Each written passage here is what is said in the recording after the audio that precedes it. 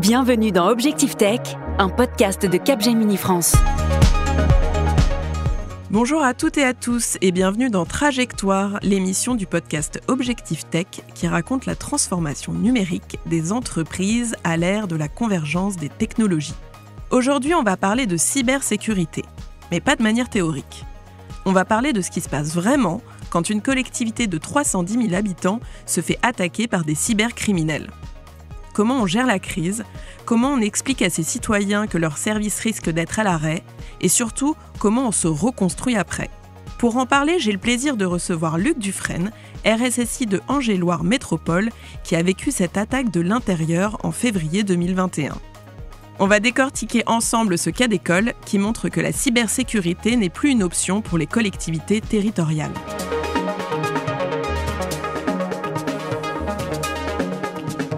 Trajectoire, une émission présentée par Delphine Le Garlès. Bonjour Luc et bienvenue dans le podcast. Bonjour, merci. Tout va bien à Angers parce qu'aujourd'hui on est en duplex. Oui, Angers fait très très beau, donc j'espère que c'est pareil de votre côté, mais non. Et puis, pas d'urgence cyber aujourd'hui. Angers-Loire Métropole, c'est 310 000 habitants répartis sur 29 communes. Pour nos auditeurs qui ne sont pas forcément familiers avec le fonctionnement des métropoles françaises, est-ce que tu peux nous expliquer concrètement ce qu'est Angers-Loire Métropole et quelles sont les compétences ou les services qui sont rendus au quotidien ? En fait, il faut revenir au cours du collège. Angers-Loire Métropole est une communauté urbaine et on est l'échelon entre la commune et le département. Au-dessus des départements, il y a la région, après il y aura l'État. Et donc Angers-Loire Métropole, ses compétences, alors je vais pas tout citer, sinon on va y passer la journée, mais ça va être la gestion des déchets, la gestion de l'eau, production d'eau potable, l'assainissement, la gestion des transports, la voirie. Par contre, une particularité d'Angers-Loire Métropole, c'est qu'elle a sa direction générale mutualisée avec la ville d'Angers. Et donc, nous, service informatique, DSI, travaillons à la fois pour la communauté urbaine et aussi pour la ville d'Angers. Et la ville d'Angers, on va retrouver des compétences telles que l'état civil, la gestion des listes électorales, les sports, les piscines, la culture avec les bibliothèques, les musées, les théâtres, gestion de l'enfance et ce genre de compétences. Double mission, à la fois la ville et la communauté urbaine. Beaucoup de missions. Oui, c'est à peu près 30 directions différentes qui travaillent dans des domaines très très divers. Avant de plonger dans le récit de l'attaque elle-même, j'aimerais qu'on déconstruise une idée reçue. Beaucoup de gens pensent que les hackers s'intéressent surtout aux grandes entreprises et aux banques, mais les collectivités territoriales, elles sont devenues des cibles de choix pour les cybercriminels. Est-ce que tu peux nous expliquer pourquoi ? Alors, le premier message, effectivement, c'est qu'on n'a plus besoin d'être une cible pour être une victime. On est attaqué par un attaquant opportuniste. On a, nous, dans la collectivité, environ 2800 ordinateurs, 3000 quelque chose d'utilisateurs, donc un système d'information relativement complexe et gros. Et l'intérêt de l'attaquant, c'est de gagner de l'argent. C'est son principal objectif. Le mode opératoire est devenu assez simple. Je trouve un gros réseau, pas suffisamment protégé, je m'introduis, je le bloque, je vole des données, et puis après, c'est un chantage. Vous me versez une rançon, et je vous donne la clé pour repartir. Vous me donnez une rançon et je ne divulgue pas vos informations confidentielles sur Internet. Donc on est vraiment sur de l'attaque opportuniste. On est attaqué parce qu'on a des gros systèmes, certainement pas assez protégés, et l'intérêt est purement lucratif. Après, on est aussi une collectivité territoriale, on représente la France, donc moi je suis persuadé qu'en plus on peut devenir une cible. C'est-à-dire qu'un attaquant pourrait avoir un intérêt de perturber le fonctionnement de plusieurs collectivités et revendiquer quelque chose qui vise la France. Et nous, on serait un peu une victime collatérale. Oui, c'est à la fois des budgets restreints, les données citoyens, le fait que ça représente l'État, c'est tout ça qui fait que c'est devenu des cibles de choix. Oui, et puis on a beaucoup de données très précieuses, des données des angevins, des citoyens. Je parlais des listes électorales, état civil, mais on a aussi des EHPAD avec des données médicales. Je pense que pendant trop longtemps, on s'est dit, on est à Angers, on n'est pas une cible, pas fait assez d'efforts sur notre niveau de sécurité. Et quelle était la maturité cyber d'Angers-Loire Métropole en 2020, avant l'incident ? Forcément pas suffisante, sinon on n'aurait pas été attaqué, on n'aurait pas eu cet incident. C'est comme dans beaucoup de collectivités, je pense une prise de conscience un peu trop tardive. D'autres collectivités se sont fait attaquer à la fin des années 2010, donc ça nous a un petit peu réveillés. Moi, mon poste de RSSI a été créé en 2020, donc un an avant l'attaque, et c'est certain qu'on n'a pas eu le temps suffisant pour venir colmater toutes les failles, toutes les vulnérabilités présentes. On a eu aussi un petit obstacle qui était le confinement Covid. On a fait un petit peu l'inverse de ce qu'on aurait dû, ouvrir un petit peu trop le système d'information. Et puis au-delà de colmater toutes les failles, c'est aussi des méthodes de travail à modifier. S'il y a des failles, c'est qu'on n'a pas travaillé correctement. Il faut changer nos méthodes, nos outils, et ça prend un temps considérable, avec beaucoup de retard. Donc une maturité, malheureusement, pas assez forte en 2020-2021 quand on s'est fait attaquer. Donc là, on arrive au moment fatidique. Oui, 2021. Février 2021. Est-ce que tu peux nous raconter ce qui s'est passé, comment l'attaque a été découverte? Est-ce que c'est un agent qui n'a pas pu se connecter? Est-ce que c'était une alerte du système? Qu'est-ce qui s'est passé? Alors, comment on l'a découvert? Forcément, pas très mature, donc pas beaucoup de surveillance sécurité. Ce sont les utilisateurs qui ont constaté en premier des dysfonctionnements, des ralentissements, le samedi matin. L'attaque a eu lieu dans la nuit de vendredi à samedi. Donc l'utilisateur constate des dysfonctionnements, et puis après, c'est une chaîne classique. Je contacte une astreinte informatique qui commence à investiguer, et puis des signes un peu bizarres. C'est escaladé au management qui finit par me contacter parce que oui, ça sentait l'attaque ransomware. Première détection utilisateur vers 8h du matin, je pense, à l'ouverture des services. Le samedi matin, c'est les bibliothèques, l'état civil qui sont ouverts. Et moi, j'étais contacté vers 13h. Alors, ce qui m'est souvent posé comme question, c'est qu'est-ce qui s'est passé? En fin de compte, l'attaquant a récupéré un compte qui permettait de se connecter chez nous, le compte d'un prestataire. Comment est-ce qu'il a récupéré le login mot de passe? On a plusieurs pistes, on n'est pas tout à fait certain, mais le prestataire n'était pas forcément très propre non plus. L'attaquant se connecte à distance chez nous, travaille toute une nuit, trouve des vulnérabilités, arrive à se propager un petit peu sur notre réseau, et après l'idée c'est de déployer une charge malveillante sur tous les serveurs qui seraient allumés au milieu de la nuit et de tout détruire, de chiffrer les données, et puis après de déposer une revendication avec un lien, venez sur le dark web pour négocier une rançon, et on vous aidera à repartir. Donc le premier réflexe, nous, c'est de se protéger, de couper le moyen d'accès au système d'information de l'attaquant. Donc le tout premier réflexe, c'est couper les liens Internet, et puis après de travailler. Oui, parce que là, on n'était pas face à un chevalier blanc, c'était bien des cybercriminels. Donc gérer une cyberattaque dans une collectivité, c'est complexe à plusieurs niveaux. Il faut à la fois éteindre l'incendie technique, il faut continuer d'assurer les services publics vitaux, rassurer les citoyens, prendre des décisions stratégiques assez rapidement. Concrètement, qu'est-ce qui s'est passé? Comment vous êtes organisé au niveau de la métropole? Une particularité des attaques, elles interviennent souvent le week-end. Donc pour nous, une collectivité, je ne sais pas si c'est une chance, mais moins de services sont ouverts le samedi-dimanche. Donc ça nous permet de nous poser, de nous organiser. Alors la première chose qu'on fait quand on est attaqué, c'est essayer d'endiguer l'attaque, couper l'attaquant. Comme je disais, on a coupé Internet, on a essayé de protéger tout ce qu'on pouvait protéger qui n'aurait pas encore été attaqué. Le premier réflexe, c'est les sauvegardes. Est-ce que les sauvegardes ont été attaquées ou pas? Donc on met de côté tout ce qu'on peut. On protège. Et puis l'étape d'après, c'est de s'organiser. C'est une vraie gestion de crise. C'est pas une crise virtuelle, c'est une crise sur le terrain, comme une crise Covid, comme toute crise. Donc prévenir tout le monde, s'organiser, mettre en place les cellules de crise adéquates, appeler les amis, bien sûr. On avait besoin, nous, d'un prestataire de réponse à incident. On a contacté différentes sociétés, on s'est fait accompagner, on a appelé l'ANSSI, bien sûr, appelé les principaux partenaires, et ainsi de suite, sur ce volet-là. Ça, c'est une grosse partie du travail le samedi-dimanche. Un gros besoin aussi, c'est de s'assurer que tout le monde est prévenu en arrivant le lundi matin, en arrivant au travail, et savoir que y a plus d'informatique. Il y a une image qui a circulé pas mal dans la presse, c'est une photo de notre ascenseur avec une affiche. Désolé, cyberattaque ce week-end, n'allumez pas vos ordinateurs ce matin. Donc c'est un peu de système D pour la communication, malheureusement. Les messageries de crise ou les messageries grand public fonctionnent beaucoup. WhatsApp peut être aussi utilisé, même si on devrait avoir nos propres solutions de messagerie de crise. Et puis après, tout s'organise au fur et à mesure. Une grosse étape en gestion de crise, c'est déjà comprendre ce qui s'est passé, faire du forensique.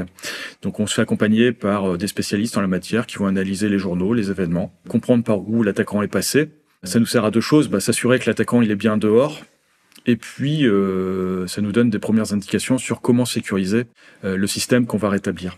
Et puis on arrive au bout de quelques temps à cette fameuse phase de reconstruction du système d'information. Nous, c'est le choix qui a été fait, c'est de se dire on a été attaqué en profondeur, vraiment une compromission totale du système d'information, donc on repart de zéro. On prend toutes nos sauvegardes. Alors nous, on avait la chance d'avoir des sauvegardes propres, plusieurs niveaux de sauvegarde. On n'a pas dû récupérer les bandes magnétiques, même nos sauvegardes en ligne étaient intègres, donc ça c'est de la chance, ça nous a permis d'aller un peu plus vite. Et on reconstruit et on commence par un petit cœur de confiance, un annuaire qu'on va sécuriser au maximum, un annuaire de compte, des pratiques d'administration le plus sécurisées possible, et puis après on va y rajouter nos applications par ordre de priorité. Donc ça peut être la paye, les finances en premier, des applications gérant des données sociales. Et puis au fur et à mesure, on reconstruit comme ça pendant plusieurs mois. Et quand on a un nombre confortable d'applications au bout de 2 à 3 mois, on n'a pas fini parce qu'on a encore après 2 ans de sécurisation, de gros chantiers de sécurité, de gros chantiers informatiques pour tendre vers l'état de l'art, puisque on considère qu'on a eu le droit de se casser la figure une fois, mais le droit à l'erreur, il est unique. L'idée, c'est après de plus jamais vivre ce genre de choses. C'est quand même assez traumatisant pour les utilisateurs. Oui, c'est long, c'est complexe, il faut beaucoup reconstruire. Est-ce que ce que tu m'avais dit aussi avant, c'était que vous avez aussi fait le choix au niveau de la métropole de ne pas fermer les services publics? Oui. Je ne l'ai pas évoqué, mais dès le premier week-end, dès l'organisation, c'est une décision qui a été prise par la collectivité, par monsieur le maire, monsieur le président, côté communauté urbaine, la même personne. Le service public s'arrête pas. On maintient le service public, on maintient les accueils au public partout. Comment? On ne sait pas encore, mais on se débrouille pour maintenir le service public. C'est plus ou moins simple. Une piscine, s'il n'y a plus de billetterie, on peut décider d'avoir une entrée gratuite. C'est ce qui s'est fait pendant quelques semaines, ça fait plaisir aux nageurs. Le service public fonctionne. Délivrer un acte d'état civil, c'est forcément un petit peu plus compliqué parce que c'est sur une base de données, donc là, c'est un peu le système D.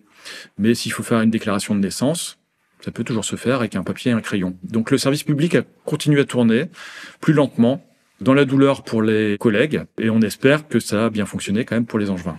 Luc, avant de continuer, je te propose une petite pause Fast and Curious.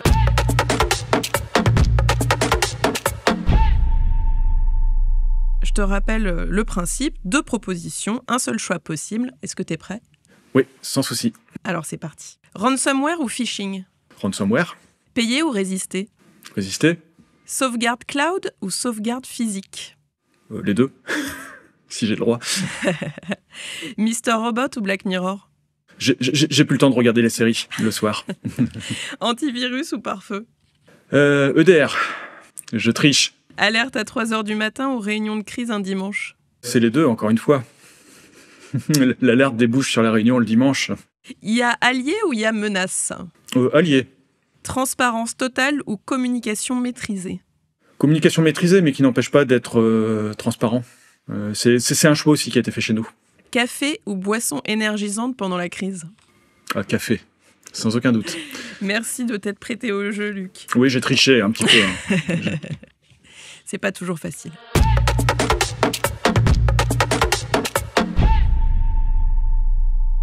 Si on revient à notre gestion de crise, on dit souvent qu'une crise, c'est une opportunité de transformation. Suite à cette attaque, quelles ont été les évolutions majeures du SI et dans l'approche de sécurité de la métropole? Oui, alors je suis entièrement d'accord et j'ai même parfois tendance à dire que la cyberattaque a aussi été une chance. Comme je disais tout à l'heure, on n'a plus le droit à l'erreur. On ne connaissait pas Angers. Je parle dans le monde, on est connu tout d'un coup comme le mauvais élève en cybersécurité. Donc même si on a mis un attaquant dehors, les autres seraient tentés de venir nous attaquer aussi. Donc il faut qu'on soit à l'état de l'art, qu'on s'approche de l'état de l'art au maximum. Et pour nous, c'est de nombreux chantiers qu'on a menés pendant 2 ans de sécurisation. Donc c'est gérer notre annuaire en respectant le guide de l'ANSSI. Je vais beaucoup citer l'ANSSI. Gérer nos accès à distance en respectant le guide de l'ANSSI correspondant. Revoir nos accès à privilèges avec l'aide de l'ANSSI, par exemple. Non, mais je vais m'arrêter là. C'est là où le forensique est très important. C'est qu'on prend les conclusions et on vient corriger tous les gros défauts qu'on avait. Donc sécurisation de tous ces systèmes très critiques. Et moi j'ai souhaité y ajouter aussi une dose forte de surveillance des systèmes d'information, de faire une prestation SOC. Être alerté, mais pas quand on est attaqué. Pas quand le ransomware se déclenche, mais être alerté dès le tout premier signe. Un exemple, j'ai des collègues qui travaillent à Angers ou qui travaillent en France. Ils sont pas aux Pays-Bas, ils sont pas en Angleterre, ils sont pas en Corée du Nord. Donc si j'ai des tentatives de connexion depuis ces pays-là, c'est anormal. Donc autant le savoir, ça peut être un signe. Alors autant quelqu'un se connecte de l'Angleterre, c'est peut-être quelqu'un qui est en déplacement professionnel. Corée du Nord, c'est déjà on a un degré de criticité. Mais la surveillance, oui, ça nous permet, j'espère, de découvrir les petits signes avant-coureurs. Et puis derrière, toute la sécurisation normalement doit ralentir très fortement l'attaque. Plus le droit à l'erreur, on approche de l'état de l'art, on prend de l'avance. On a pris de l'avance pendant 2-3 ans en sécurisant le SI, ou pris de l'avance, on a rattrapé un retard. Donc voilà le principal changement pour moi RSSI. Et ça a changé aussi la culture cyber au sein de la métropole. Est-ce que, en termes par exemple de formation, tous les membres de la métropole maintenant sont plus sensibles à ces sujets-là ? Ça a un effet de sensibilisation très fort, mais qui est limité dans le temps.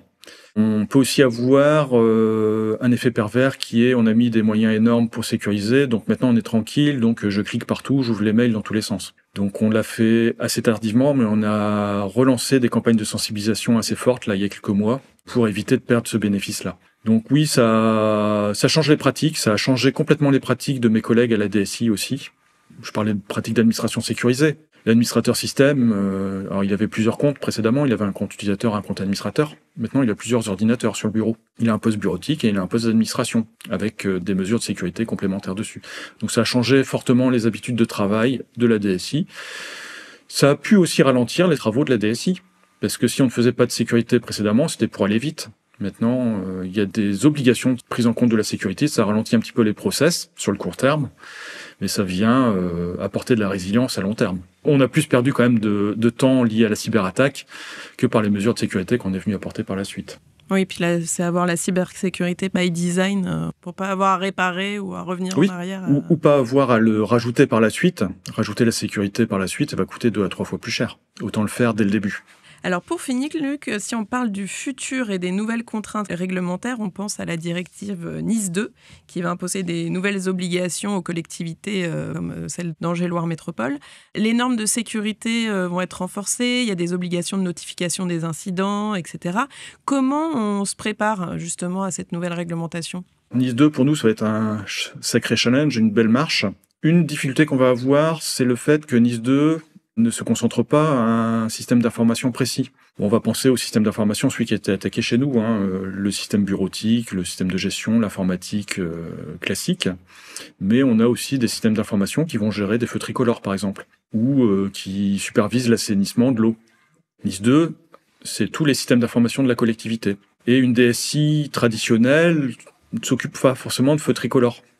Donc, le premier enjeu pour nous, ça va être de faire l'inventaire de tous ces systèmes d'information, de mieux les connaître, de savoir ceux qui sont critiques, se mettre en place une vraie gouvernance sécurité pour l'ensemble de la collectivité. Donc ça, c'est vraiment la grande difficulté. Un inventaire, une analyse d'écart sur l'ensemble des systèmes d'information. On n'est peut-être pas au même niveau de maturité pour tous les systèmes d'information. Et puis après, on a une chance. Néanmoins, c'est qu'on s'est fait cyberattaquer. Donc NIS 2, moi, il y a des sujets pour lesquels je sais qu'on a déjà bien travaillé. Je parlais supervision de la sécurité, administration sécurisée, gérer un annuaire à l'état de l'art, c'est des choses qu'on sait faire. On a pris de l'avance sur ces sujets-là. Par contre, paradoxalement, il y a des sujets où on a pris du retard. Je parlais de sensibilisation tout à l'heure. Oui, on a considéré qu'après la cyberattaque, tout le monde était sensibilisé. Donc on n'a pas fait de sensibilisation tout de suite. On a relancé le chantier, là, il n'y a pas longtemps. Gestion de crise, par exemple.